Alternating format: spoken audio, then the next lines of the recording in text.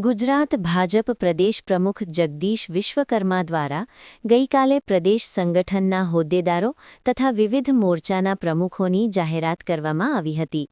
ભાજપના રાષ્ટ્રીય અધ્યક્ષ જેપી નડ્ડા અને કાર્યકારી રાષ્ટ્રીય અધ્યક્ષ નીતિન નબીનની સહમતિ બાદ આ નવી ટીમની સત્તાવાર જાહેરાત કરાઈ હતી.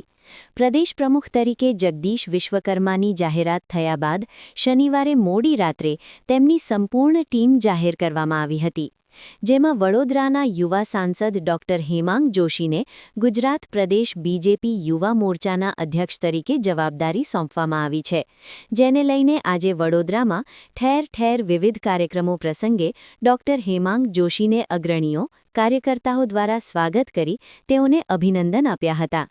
ગોત્રી વિસ્તારમાં પણ બીજેપી અગ્રણીઓ, કાર્યકરો દ્વારા તેઓને શુભેચ્છા અભિનંદન આપ્યા હતા. આ અવસરે સાંસદ તેમજ ગુજરાત પ્રદેશ ભાજપ યુવા મોરચાના અધ્યક્ષ ડોક્ટર હેમાંગ જોશીએ જણાવ્યું હતું કે સૌથી મોટું પદ કાર્યકર્તાનું છે કે જે ક્યારેય કોઈ છીનવી નથી શકતું.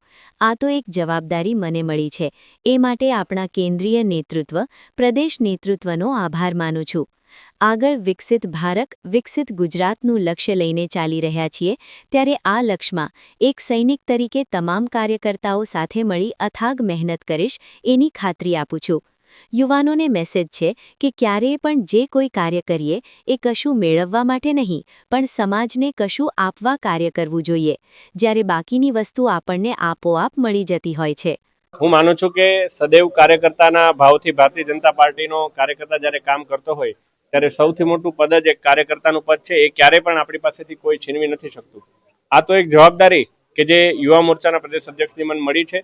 એના માટે હું આપણા કેન્દ્રીય નેતૃત્વ, આદરણીય વડાપ્રધાનશ્રી, આદરણીય ગૃહમંત્રીશ્રી અને આપણા પ્રદેશના નેતૃત્વ, આદરણીય મુખ્યમંત્રીશ્રી, માનનીય પ્રદેશ અધ્યક્ષશ્રી અને માનનીય નાયબ મુખ્યમંત્રીશ્રી, આદરણીય સંગઠન મહામંત્રીશ્રીનો તમામ લોકોનો હું આભાર માનું છું.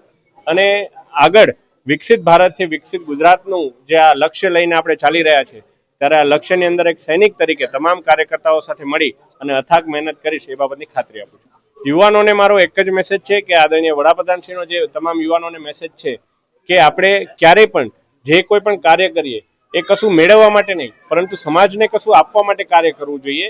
અને બાકી બધી વસ્તુઓ તો આપણને આપોઆપ મળતી જતી હોય છે. ત્યારે એ જ મેસેજથી આપણે સૌ કાર્યરત રહીએ, એ જ હું પ્રાર્થના કરું છું, વિનંતી